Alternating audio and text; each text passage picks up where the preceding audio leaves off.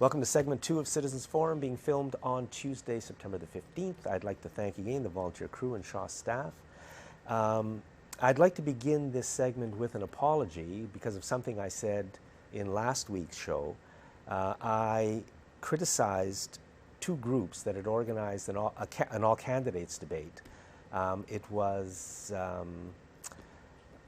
the BC SEA, Sustainable Energy Association, and the Dogwood Initiative, and I criticized them for not inviting one of the candidates. Somebody pointed out to me that because that other candidate's paperwork was not officially completed, and it wasn't at that time, then they really aren't a candidate, and in fact, almost by law, I believe, cannot participate in candidate debates.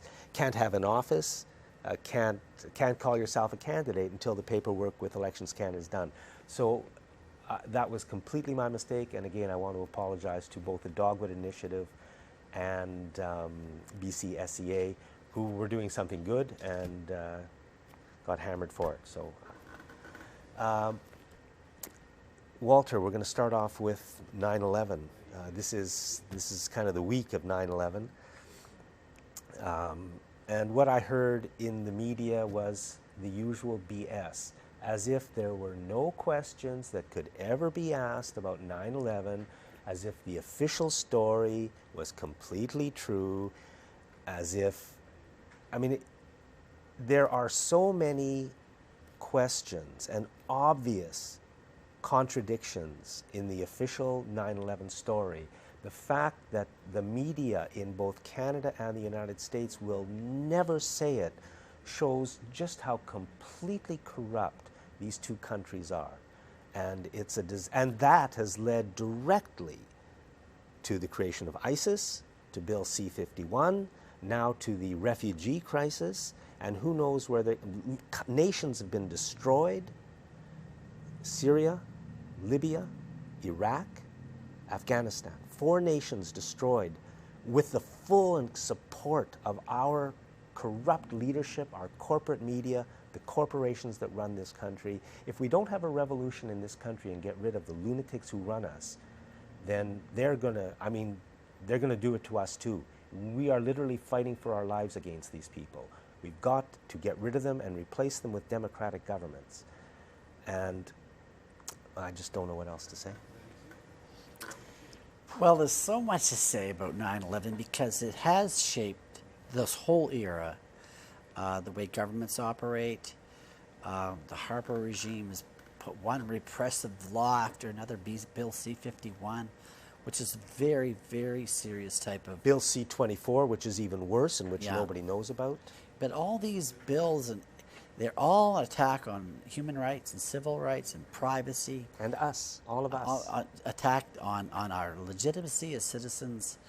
I mean, that in itself is a huge concern. But, you know, the people that know that this is all, you know, the official story, well, firstly, it was so ham-fisted. It was, you know, it was almost like they wanted the people that were thinking to rise up and criticize and then get totally disenfranchised because our voices were never heard. It was never considered.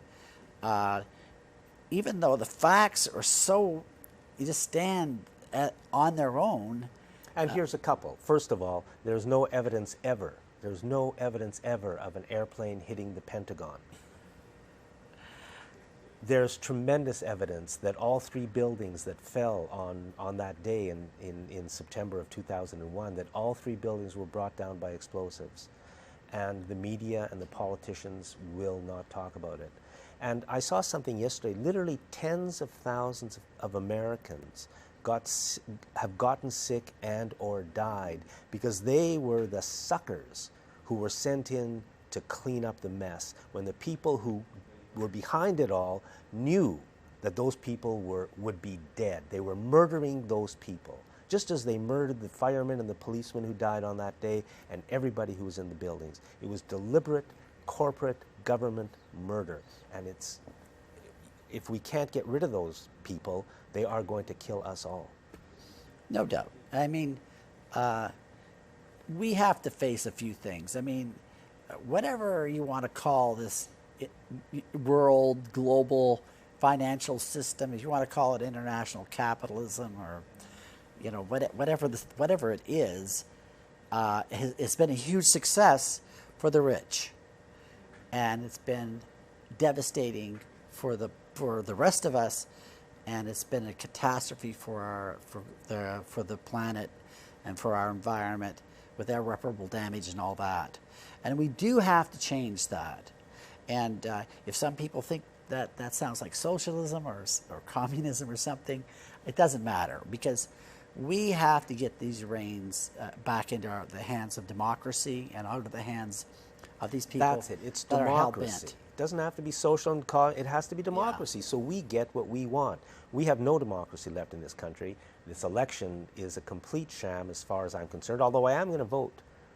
I'm going to vote Green in this. I haven't voted for years, and I don't have that much faith in the Green Party, but I want to try to throw a bit of a monkey wrench, and hopefully the Greens will change the system. That's all we have to do. We have to change the rules and laws that govern our democracy so that it becomes again a democracy. And I think maybe Elizabeth May is into that, I hope. No doubt, but I'm always preoccupied with that psychological operation that 9/11 was.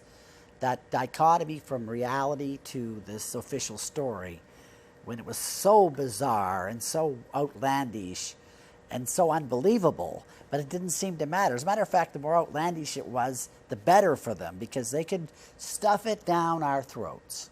They could stuff it down every progressive person's in the world, stuff it down their throats and say, "We know you guys know we're lying, but you can't do anything about it. That's exactly. And we're going to rob your power." And I think people should just say, "Okay, you guys, that's round one. They won that, and we're suffering the ramifications. But we're not down on the mat for good. We can rise up. We can get ahead. We can elect progressive candidates in this election." And and this is one good reason to vote for the Greens in this upcoming election. I give you hundreds of reasons, but this is one, because we can now bring back a little bit of democracy back into our lives, and that's probably the most important thing. We're going to move on to more local issues, but it's kind of the same thing, just on a smaller scale. There's no real difference. So where did you want to start? Well, something that just came to mind is, I always talk about John Ralston Saul, and I always think if you read some of the things John Ralston Saul has written about capitalism and about what he calls corporatism, and why the system is constipated, why nothing can move. We can never get ahead here, Jack. And the sewage treatment plant, unfortunately, or maybe well enough, is a good example. But the thing is with the CRD is a thing that has us bunged up here, Jack. The CRD is a bureaucracy that's untouchable, that the CRD, people that go to the CRD are unelected, and the staff at the CRD are basically just nowhere to be found. The decisions to push ahead with the design that they want is basically, as we're finding out, just basically, it's a monster that we can't kill. And John Ralston Saul does write about the bureaucracy and how it's such an important part of this international corporate agenda, that we have to get into these bureaucracies and get rid of these people. And I think what we're talking about is really the people at the very top who make the decisions. Because within the bureaucracy, there's lots of people who just want to do their job and do the right thing. But if they do the right thing, they get fired. Well, whoever else is running the show. A couple of things I'm just going to bring up. Of course, this is an older headline.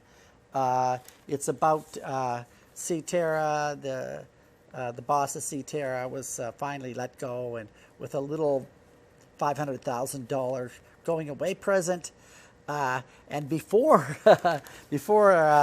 Albert Sweetenham left, I think he had decided, and we'll have to check this more further, but he had let out 3 contracts to look at different designs for sewage treatment plants, but they were all one big sewage treatment plant of one sort or other. So there was another $750,000. Right, now that's been in the news this week.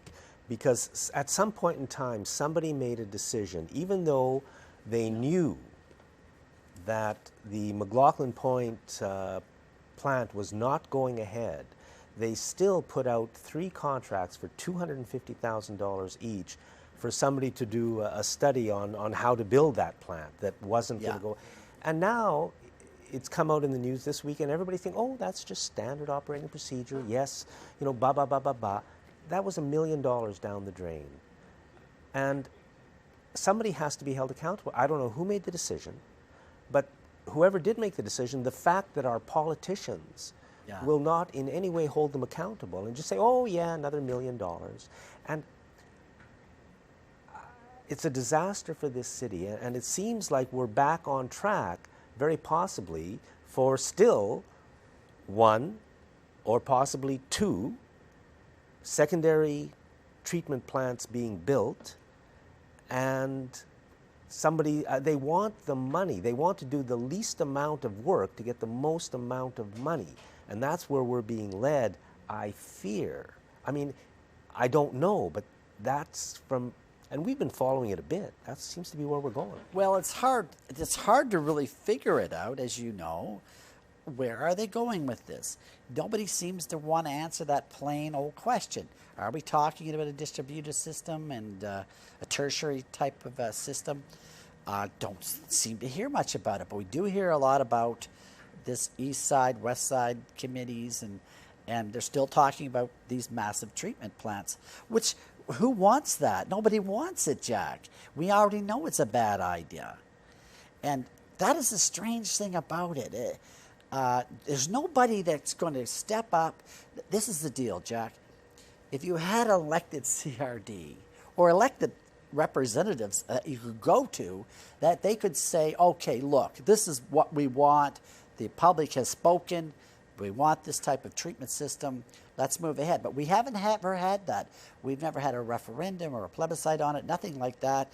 We're just going to go ahead and spend maybe $1 billion by now on something we may never need. And it's a ship without a captain, as far as I can tell, because there's nobody really steering this thing. Well, I think somebody is steering it. You know, it is being steered. Yeah. It's been steered from the beginning to give a small group of people who run this city exactly what they want. Yeah. The rest of us are out of the picture completely. You wanted to talk a bit about amalgamation. We've only got a couple of minutes Well, left. it kind of does have a relationship to the whole thing. I think it does. I got another headline. I should tell you the date of this.